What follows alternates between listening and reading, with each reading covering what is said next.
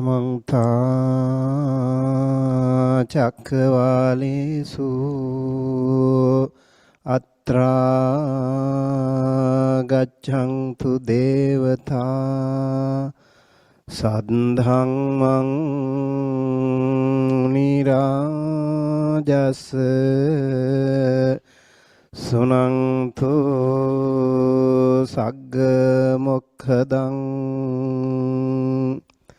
Dhamma Savana Kalo Ayang Bhadantha Dhamma Savana Kalo Ayang Bhadantha Dhamma Savana Kalo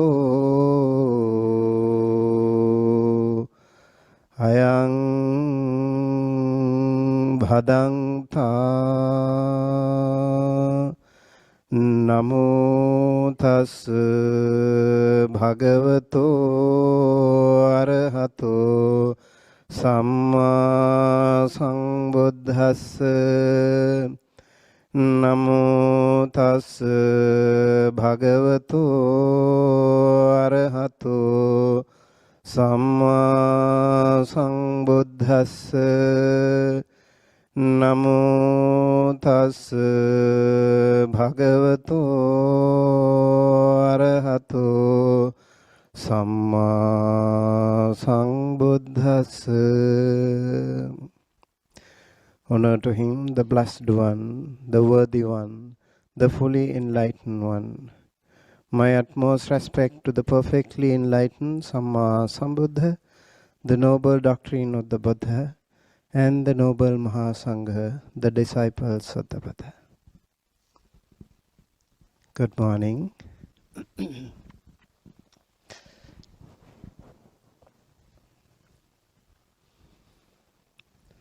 Thank you very much for the invitation and your wonderful gathering here.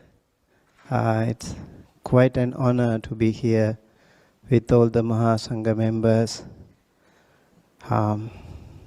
both bhikkhus and bhikkhunis, and the upasakas and upasikas.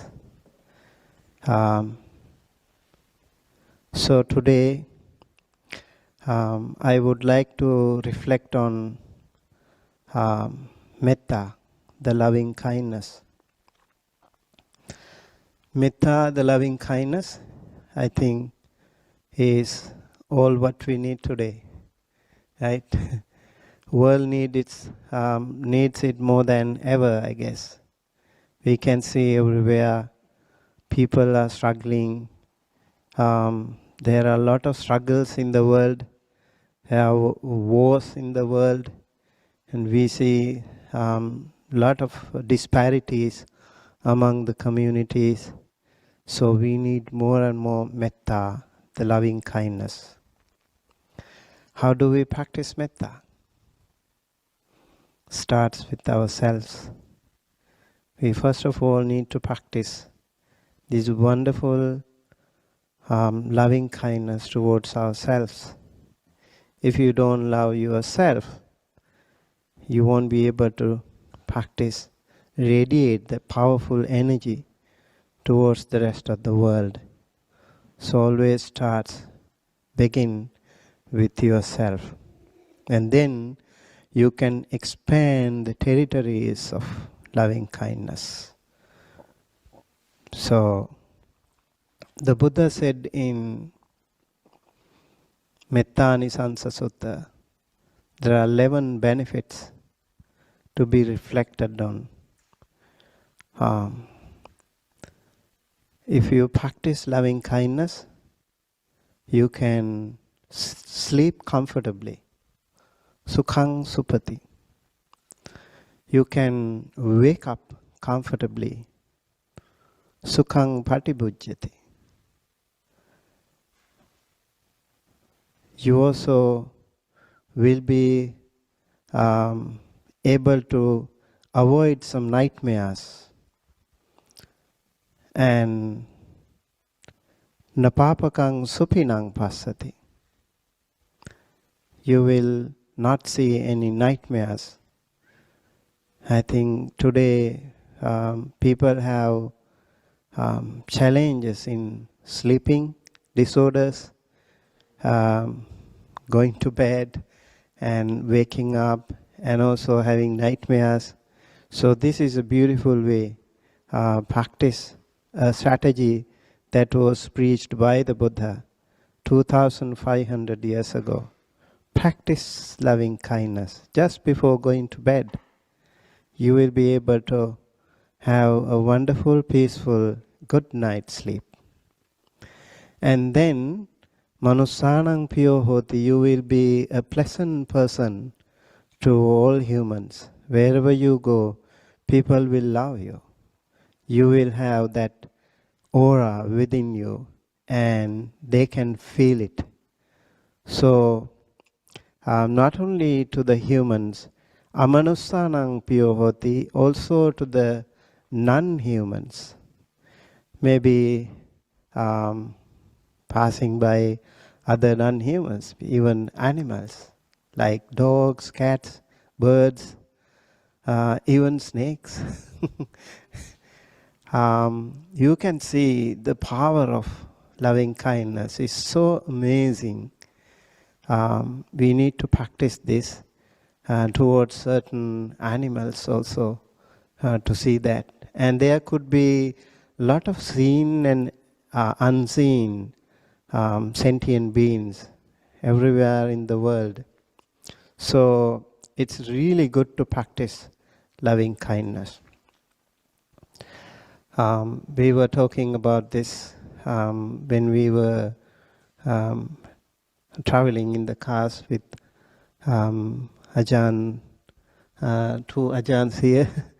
And so even when we enter an assembly like this, we could practice a little bit of loving kindness. Just before entering a shopping mall, an assembly, even going to a hotel room, boarding an airplane, we can just practice a little bit of loving kindness. Maybe a small formula, shorter formula, can be helpful. May they all be well, happy and healthy. May all sentient beings be well, happy and healthy. Just start practicing this beautiful mantra all the time. Even when you go to your car, you can, the car also needs some breathing. When you ignite the car, it takes a while, right? So you can practice a little bit of loving kindness towards yourself, towards all the other drivers, all the other commuters. May they be able to reach their destination peacefully, without any difficulty. And then when you go to the office, before entering, you can also practice. May all beings be well, happy, healthy. Then enter the office. You will feel like you are warmly welcome there. You will feel the energy there. And especially when you enter in an assembly where you don't know other people. So you will feel more confident. You will feel like I'm being welcomed by everyone. So that inner strength, that inner peace and inner confidence is all that matters. So really helpful if you practice this beautiful metta, loving kindness. It is called unconditional, immeasurable, boundless love. So there is no limitation to that. That's why we need to practice. Even towards tiny little insects, we can, if we notice, we can think of them, send loving kindness to them. Maybe they will be kind to you too. And you do that. That's so powerful. Couple of days ago when I reached here, I remember when I was walking along the beach, I met one monk. He was sitting, he was gazing at the sunset, beautiful. And I was surprised actually, it was a pleasant surprise to me. And then we were just talking a little bit. And then suddenly a passing by dog, he was looking at him. He came to the monk. He remembered the monk was feeding him some time back. You see the power of generosity and power of loving kindness. So they remember too. They are amazing. They have that sense of gratitude to the monk. So he was feeding him again. I'm sure he would remember him very well. So, manussanang, amanussanang, like humans, non-humans, you can all the time practice this. And when you go to an unknown territory, it's really important to practice loving kindness. May all beings be well, happy, healthy. Then enter to a desert, to a jungle, to a water. You have to do that. That will be really helpful. Even when you board the airplane, as I mentioned, think of the cabin crew, think of the pilot, think of the other passengers, and may they all be well, happy, healthy, and then go there, sit. You will feel much safer and comfortable. It's a really, really a wonderful practice. I notice I have been doing this for a while too. When you go to a hotel especially, there could be maybe unknown, invisible, other sentient beings too. Maybe the former owners, you never know. They might be comfortably sitting on couch or chair, and you're going to sit on their lap. You might be like making them angry sometimes. They might even push you. You don't know. So it's good to be grateful and thankful. Even when I was entering this gym, Ajahn Nisabo said this is a gym. I also found it very fascinating, like gym for the mind and gym for the body. So I think it was a new place for me. So I took some time, just a few seconds, to be grateful and thankful. And when I entered, I feel comfortable. So practicing this loving kindness have no barriers, no limitations. You can always practice it, and you will always be benefited. Remember how the Buddha, when he was practicing loving kindness, he had an enemy. Who was that? Who was the Buddha's enemy? Mara? Okay. Was he angry with Mara? No, right? And there was another enemy, like a human. He was always with him. What was his name? Devadatta? Yes. Devadatta, right? And he was always trying to dethrone the Buddha's authority. He wanted to replace that. He wanted to be in charge. Although he was unsuccessful all the time, every time he was trying to hurt him, hate him, dislike him somehow for many, many births, it is said. But Buddha did not have even a moment of disliking or unpleasant feeling or negativity towards him. That's really, really amazing how the Buddha was practicing that loving kindness. This is also very important to each and every one of us. And you can think of an elephant called Nalagiri. He was sent towards the Buddha. And in Sri Lanka, we have a lot of elephants too. So it's very important to practice loving kindness to all of them. They are amazing, very powerful animals, really smart, intelligent animals. And we need to be respectful to them. We need to practice loving kindness to them. They can feel it. I've seen elephants crying. The tears rolling down when another fellow elephant dies. They are very emotional, very compassionate too.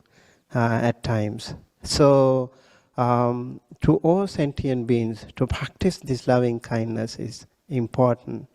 So the Buddha was very compassionate to elephants. We've heard of Parilaya. There was another elephant, a monkey. He was kind to him, right? And the Buddha was kind to Aṅgulimāla. You heard of Aṅgulimāla, right? Aṅgulimāla was a serial killer, and Buddha came in between Aṅgulimāla and his own mother. Out of compassion, out of great compassion, he rescued Aṅgulimāla. If he was able to kill his own mother, he would have done it if there was no Buddha. Then even the Buddha could have not been able to help him, rescue him. But that was the timely intervention of a great, exemplary spiritual leader, the Buddha. He intervened at the very right time. Every single morning, the Buddha used to go to deep jhana, what we call Mahakaruna Samapatti Samadhi, that is great compassionate samadhi.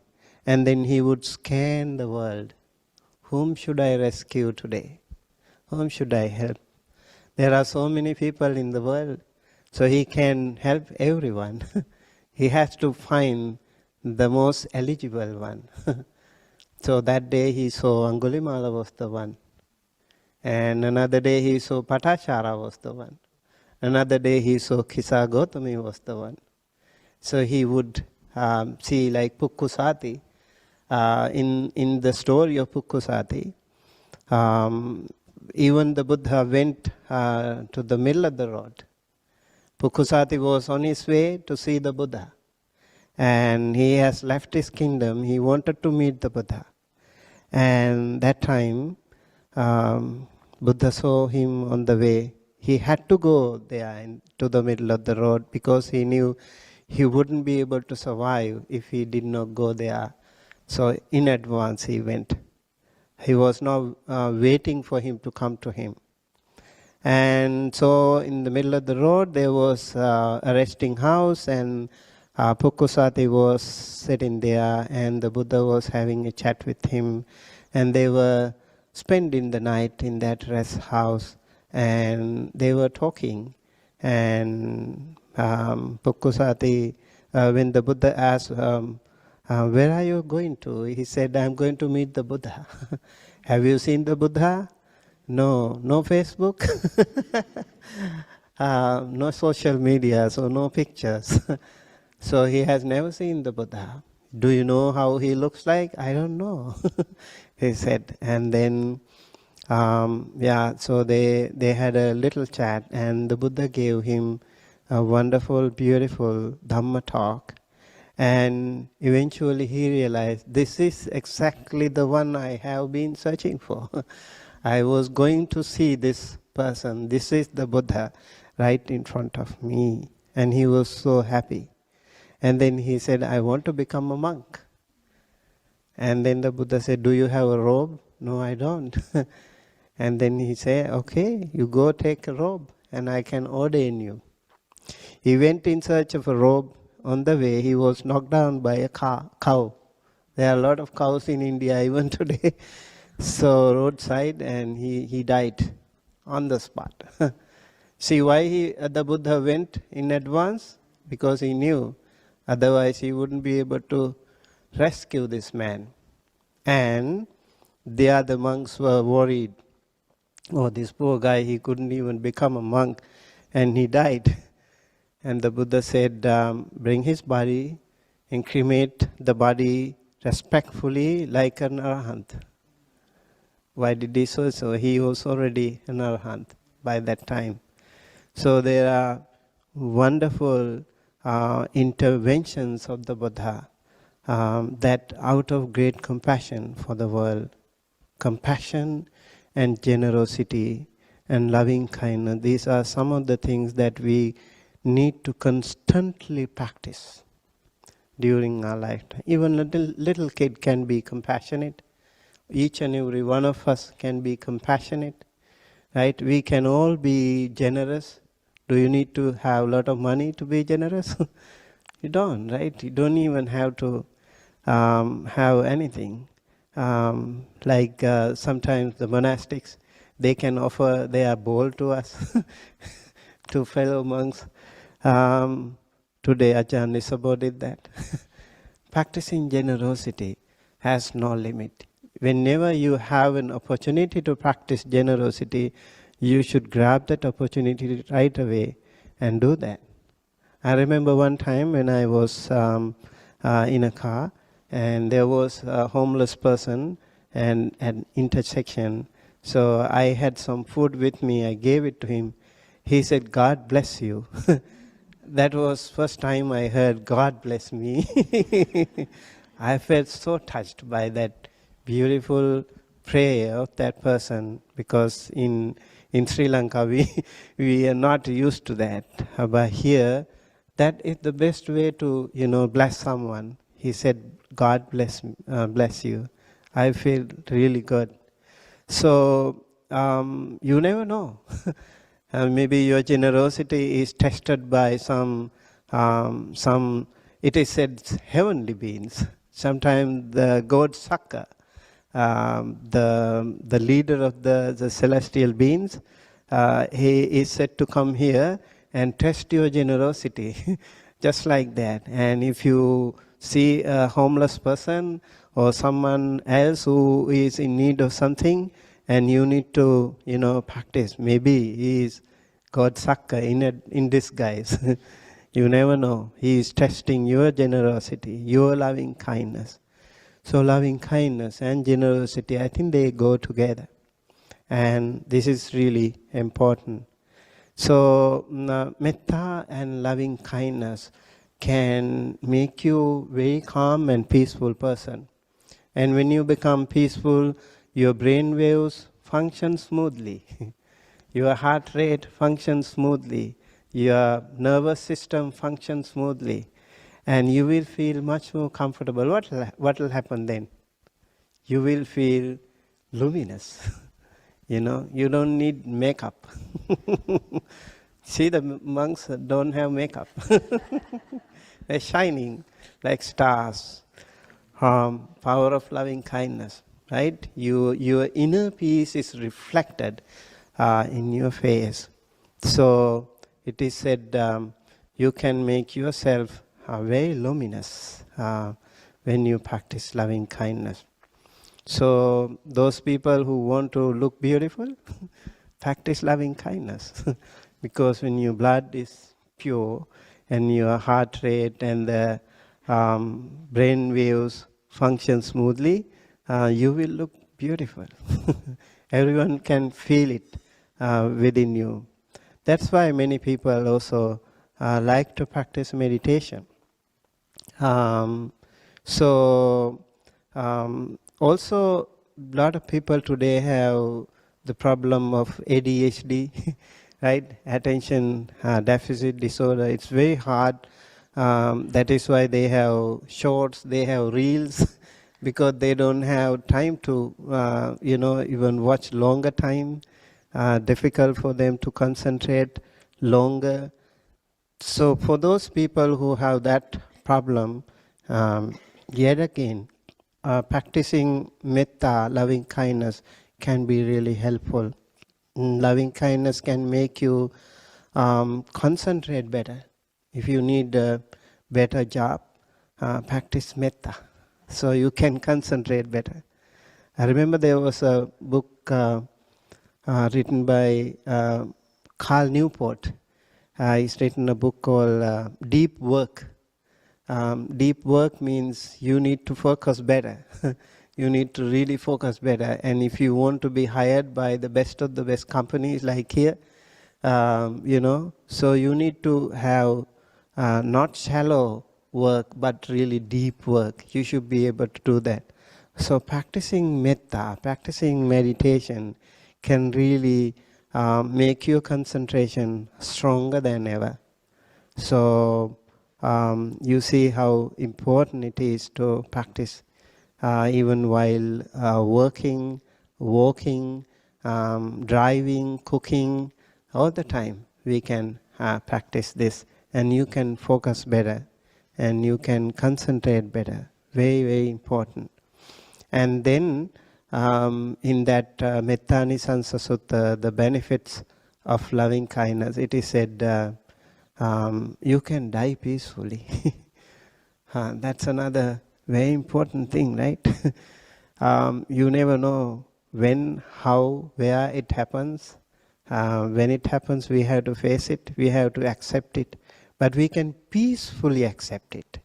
That is what will happen to someone who practices metta, loving kindness. So these are the benefits of practicing metta, and you all can do this. And if you practice metta, it's not like sitting only. Metta is like anapanasati, breath meditation. You need to practice while sitting. But metta can be practiced while sitting, while standing, while walking, even while laying down. So that is accessible in all modes, all postures. So I would like to encourage each and every one of you to practice more and more metta, loving kindness. May you all be beautiful. May you all be healthy. May you all be peaceful. May the power of this practice by each and every one of us lead to a better world, peaceful world, a happy world, so that our future generation can have a peaceful world. Thank you.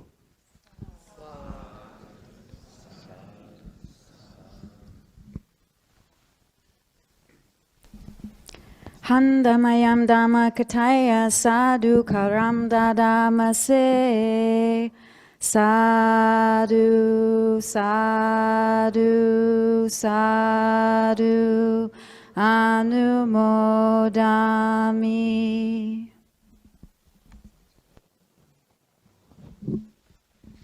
Maybe we could all sit together for about a minute or two and just sit with the echoes of those words and loving kindness.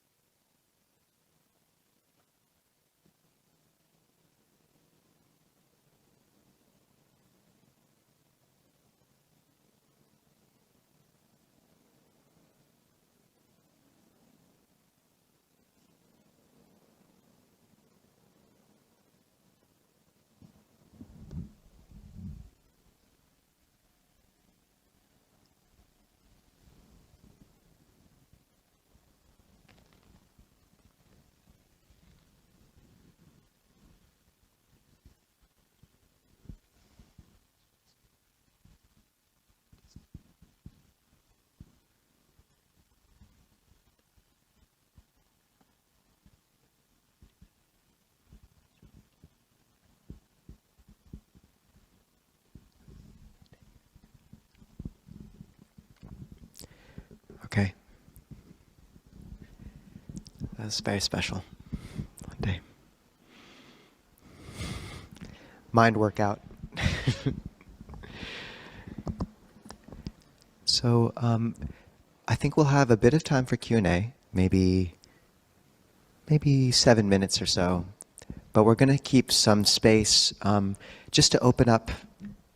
Some of you know how we do this at times, is sort of open up the space for anyone to speak into, monastics or laity, just to say what's coming up in their hearts. And I think an occasion like this with so many monastics really deserves that sort of sanctification, that sort of seal. So we're going to preserve a large amount of time for that. But for about 7 minutes, we'll open a Q&A and then just open up the space for any monastics or practitioners to kind of speak into the space and just say what's coming up in your heart. Namaskaran, Bhante. Talk about Mettā. I would like to ask you, because when we practice Mettā, Lord, it is slip into the Sineha, the favorite of Mettā. Sineha, right, Ajahn? Yes, I don't know how to say in English. It's a feeling of this expectation, like a mother love the child and expect the child to do well, and expect the loved one to be doing this, doing that, but it becomes attached to that feelings. So, are there any technique or something for us to watch out for these the sineha feelings occur? I think we were chanting that loving kindness sutta. There is in Pali, Mata yatha niyang puttang ayusa eka putta manurakhe evang pi sabba bhutesu manasang bhaveya parimana. Just like the mother who has the one child, the only child, she would protect the child even at the cost of her own life. So too, we need to practice loving kindness to all sentient beings. Mother protects her own child with so much boundless, unconditioned, immeasurable love. So can we also radiate that thing to others, other sons, other children? Then we have to practice that. So like sometimes people think, okay, if you practice metta, it's like an attachment. So attachment in detachment, kind of.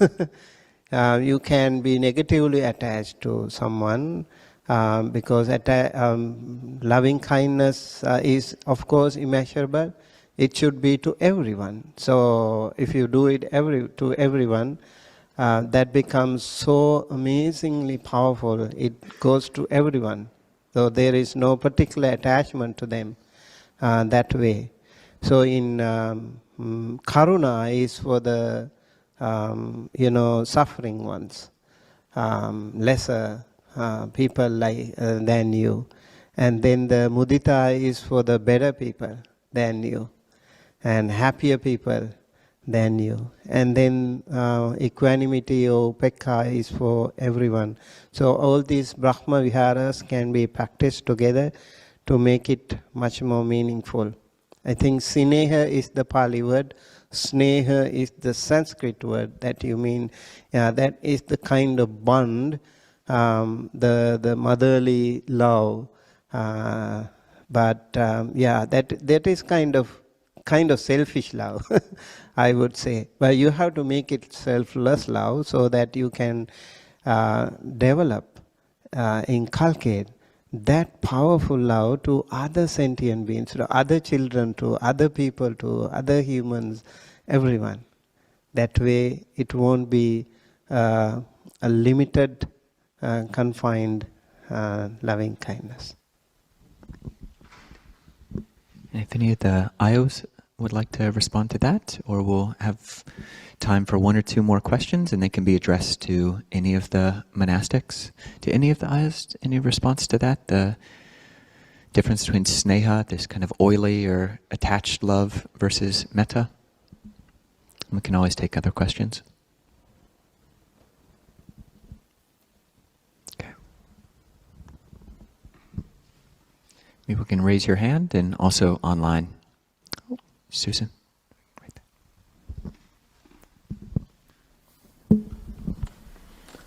Hi, Venerables. Thanks so much for bringing us the gift of Dhamma today. I had a question from my practice, an experience about developing perceptions. It seems, in reading the suttas, that's something that the Buddha encourages, and I think of the Patalaya Sutta and all the similes that are present there. And I'm curious if you have any tips from your own practice and experience for helping those to sink down into citta and to not just be on the surface level of thought and perception after the fact, but helping to internalize it, so with the future arising of perceptions that, you know, they're more in line with the factual, unsatisfactory nature of experience. And that's for any of you.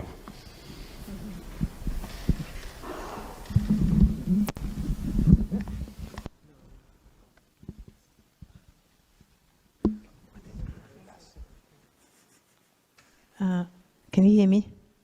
I think, you know, when you do those kind of contemplations, you know, working with perception, I think if you sense and feel into it, you know, not just thinking about it, but also viscerally feel into it, then that will make it more integrated, you know, and then when such things happen, you know, it's a much deeper ingrained knowing, which is becomes easier available in the moment. And in the beginning, you know, that might be a little bit difficult, you know, to you know, stay with it long enough. But it's like you know, learning a language basically, or learning a instrument or something. It takes repetition and it takes time, you know, and staying with it. But viscerally feeling and sensing into it. Does that make some sense?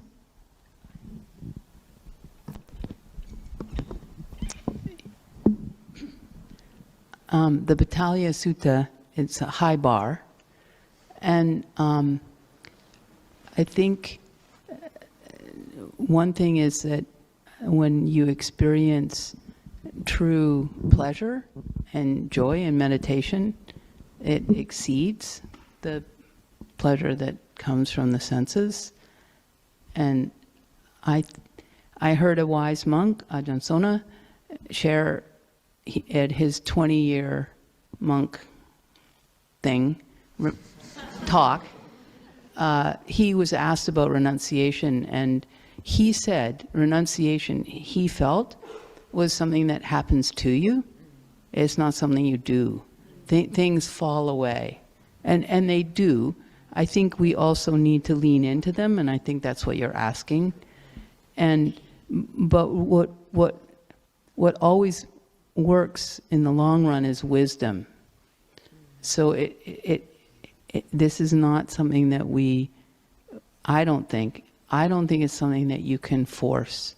I do think it's something that you can incline towards. You can surround yourself with other people that have those inclinations. That's extremely supportive. And then when you are experiencing a sense pleasure, I think it's really important to stay really present. Like, oh, what is this? What is this? It's pleasant. But the more you're with that pleasant, you realize, oh, and then there's stuff in between the pleasant. And you know, slow things down. And I think also us being really aware when we're being given the opposite message, which is almost all the time, that, you know, this is the way to go. No, it's not. That's how I work with it. Yeah. Just to reference the Mettā Sutta is the similes for sensual desires, which are a bloodless piece of bone gnawed by a dog, chasing up a tree to get some fruit from the tree, and then somebody comes up and it's their tree and they want to cut it down. So, burning grass torch, you're running along, charcoal pit, got birds fighting after a piece of meat, dream, you got borrowed goods, you got like 7 or 8 suttas, and yeah, if that touches you, similarly just take on a daily practice of reciting those or reading that part of the sutta. Yeah. You can add that onto your Starbucks order, see how it goes over. So that is a really good question. I do want to leave time today for others to sort of speak into the space. And so maybe because we haven't had Aya Ahimsa, Venerable Kachayana, Aya Vandana here in a long time, just quickly, if any three of you have anything to say to our community, I want to open up a little space for that. No pressure, even though I just put you on the spot in front of a bunch of people. But maybe if one of you would say, just have any reflection for the community. And Aya Ahimsa, I might sort of, Aya Ahimsa perhaps is the most senior, who we haven't seen in a long time. Yeah? Okay, all right. Well, it's okay. In that case, can we just open up the space to anyone in the audience as well? Just raise your hand, and if anything's coming up just around the community, or any thoughts on kind of what the kind of coming together of Dharma in the Northwest has meant. I think it's just a sweet thing, a sweet note to end on, is opening up the space for that.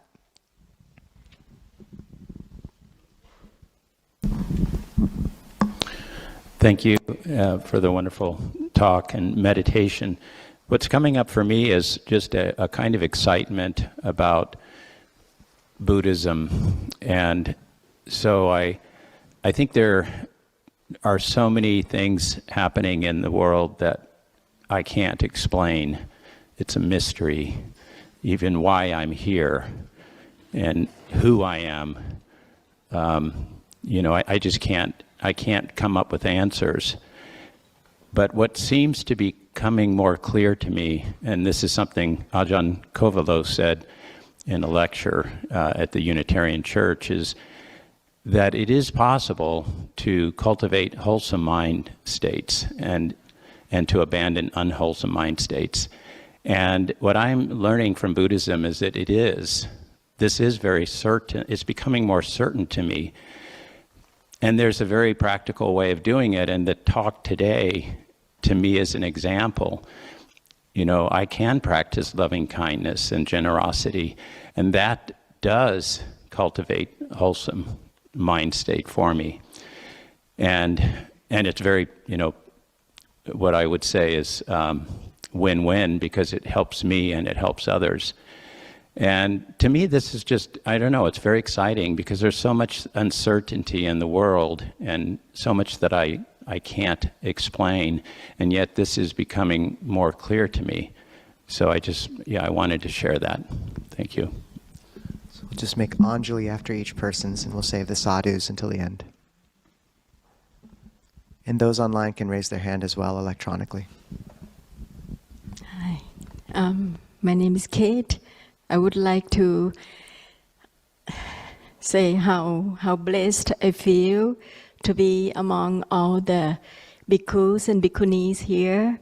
And not only that, we have the Thai lineage, but this time we have our Venerable Sumitta from the Sri Lankan lineage. And I was just so touched by your Sri Lankan chant. I was crying to hear your beautiful chant.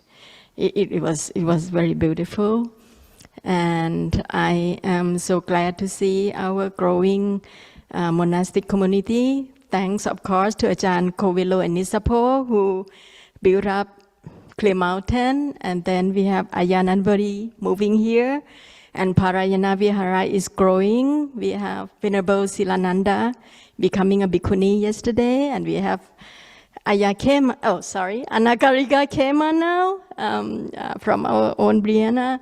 I just don't know how to express how happy I am, and I just feel so blessed. Thank you.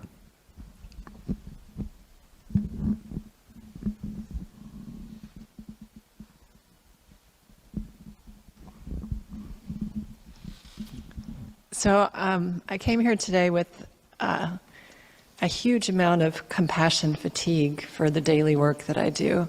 And I can't tell you how spot on your talk was, and how it offered me things that I can do every day that will keep me going and offering that love and metta to people. So I thank you very much.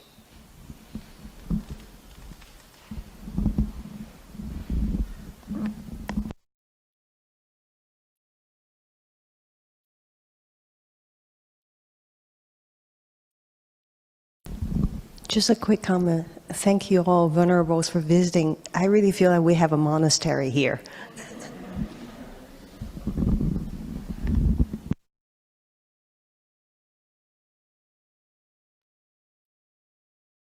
Those online or any of the monastics are also welcome, but we're going to leave the space open for a bit longer. So, for those of you who are kind of new to Buddhism or might not just be learning, one of the things that this assembly right here, this assembly is Buddhism. And it's unfortunately in the West a very rare assembly. So when the Buddha wanted to keep his teachings alive, he set up what he called the Fourfold Assembly. The Fourfold Assembly were men and women lay people and women and men monastics. Right? This is the Fourfold Assembly. And now in these days, to be more inclusive, some people say manifold assembly and things like that. But the idea is that the men and women, everybody comes together, monastics and lay people, as a symbiotic relationship, as a team. And for a long time in Theravada, the Fourfold Assembly was not here. Right? And now, since the last 30 years, we have these wonderful bhikkhunis, and we can all be here together. It's so important that the Fourfold Assembly is together, because we are the vessel that keeps Buddhism alive. And one of the things that we see in the suttas that the Buddha says when he's talking about, he's kind of like bragging about his Fourfold Assembly in the sutta. And he says, my bhikkhus are very learned and very well practiced. They practice very well. And you're like, okay, yeah, of course we know the bhikkhus. And then my bhikkhunis are very learned and practice very well. And it's like, oh, okay, yeah. And then my laymen are very learned and practice very well. And it's like, oh, my laywomen are very learned and practice very well. And it's the same words, regardless of monastic or lay people. The Buddha is kind of encouraging us and expecting us to be very learned in our practice so that we can keep these teachings alive. And, many of us here and, kind of younger monastics are starting our own places in different places, trying to build more Dhamma in America, right? More places like this wonderful place that people can come and be a part of keeping the Dhamma alive and making it available to so many people. I would have loved to have a place like this when I first started Buddhism. I had no places like this. I was the only Buddhist I knew in my daily life. So if I could have come to a place like this, it would have been wonderful. So, thank you.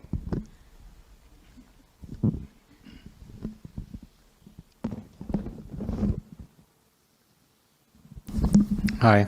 Thank you all for being here. I know that, being here and being here. And I just want to acknowledge that Bhante didn't just wander into an ordination, to a bhikkhuni ordination. He wasn't just in the neighborhood and stopped by, but he's really been incredibly supportive in terms of traveling far and wide to support bhikkhuni ordinations, and they don't happen without that. And so, Bhante, thank you from the bottom of our hearts. Aṅgulimāla. We can do 3 sadhus for that one. Sadhu, sadhu, sadhu.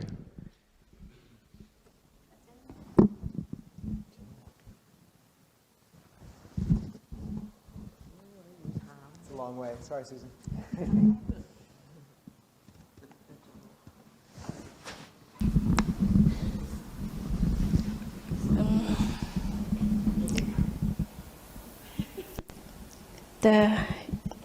In the Buddha way, I am very grateful and lucky of Kuba Ajahn here today for my last day in this beautiful community. Any bad karma I done to all of Ajahn and friends, either from my thought, my speech, my act. Either I know or I don't know. Either front or behind of you. Please forgive me.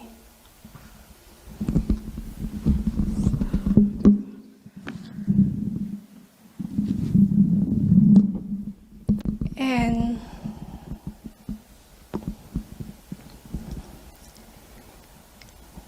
whatever all you bad karma done to me, either from your thought, your speech, your act,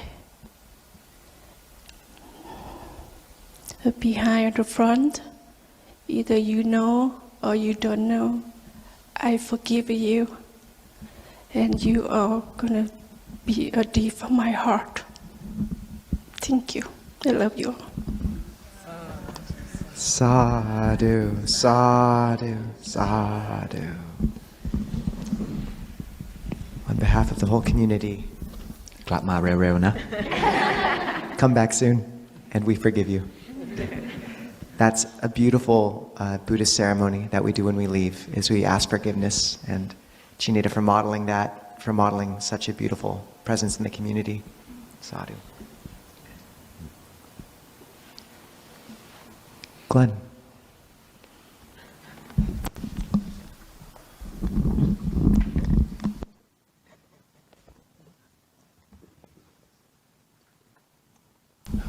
Thank you all for being here. That's so special. During the metta practice, the beginning is that we offer metta to ourself. And it dawned on me that I'm like, which part of me am I offering metta to? My inner child or my elder self, or all these different parts, or the thoughts or the emotions that I identify with. And then it dawned on me, it's like, when I offered them metta, it's like they disappeared into no self. And then I'm like, well, my question is maybe, yes, we can offer metta to the self, but then realizing there isn't one, then may there be metta just radiating. I'd welcome any comments around that.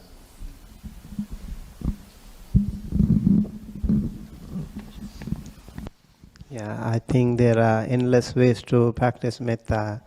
It depends on different cultures too, right? We in Asia, we are used to practice first metta towards ourselves. But having come here, I noticed that people find it very challenging to practice metta towards themselves. They said it's easier to practice metta towards others. So I think, yeah, you practice the way you feel more comfortable at the beginning, and then radiate to others.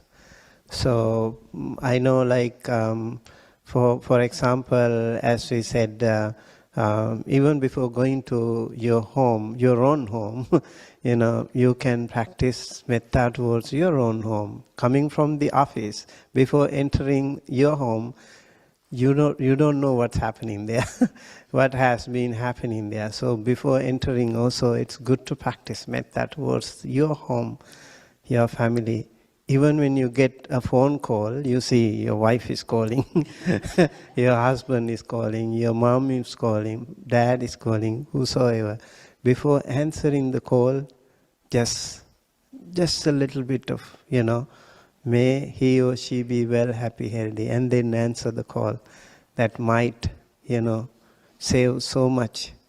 You don't even know. Sometimes you don't even greet, you start bashing at them. You never know what's happening in the other side of the world. So it's very important to be present. Your mindfulness all the time. So if you want to practice towards yourself, maybe right here, right now, start from the beginning, top of the head, all the way to the tip of the toes, slowly scanning your body and feel some tensions. If you have some tensions in your body, pause there for a while and send loving kindness. Take a good long deep breath, I have a back problem. Send loving kindness to that area with pure heart. You are the best one to, love yourself. And then you can do it better. You feel the magic. Healing is happening within you. And then if you want to think of some past traumatic experience or something that you have been holding for a long time, I have been, angry with someone. I was holding that. Yeah, address that. Address towards that, May that be addressed. May he or she be well, happy, healthy. Continue to do it. And eventually you will see, you will be relieved from such heavy load that you have been carrying for a long, long time.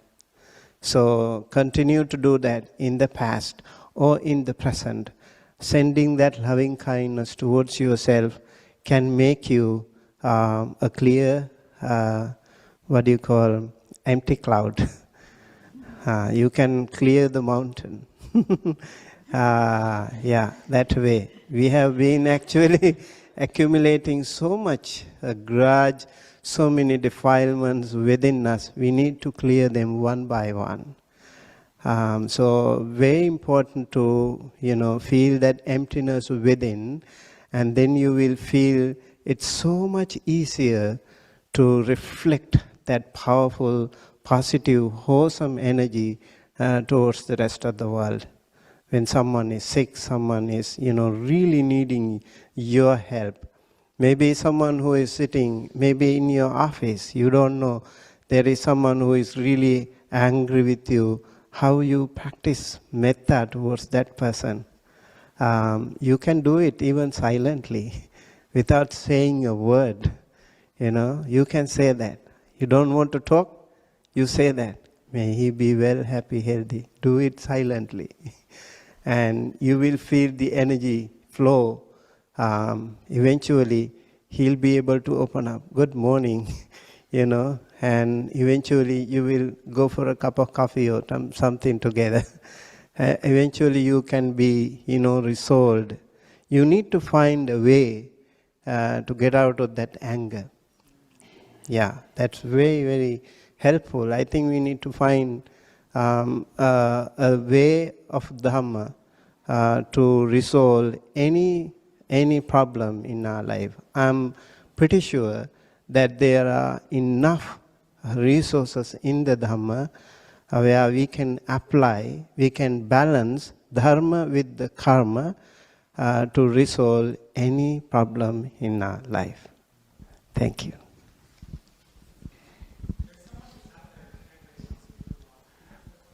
I think we might want to wrap up. It's getting, sorry, person on Zoom who had your hand up for a long time. Maybe join us on a Wednesday. Yeah. Bhante, often you talk about the glow and the beauty of metta, and for a long time, sometimes you will be talking to someone else, and I will look at you, and I will say, you are shiny, and you are beautiful. And I would just think you are so beautiful with metta. So thank you so much for joining us, and to all of our bhikkhuni sisters, bhikkhuni siblings, bhikkhuni brothers, bhikkhu brothers. It's so great to have all of you.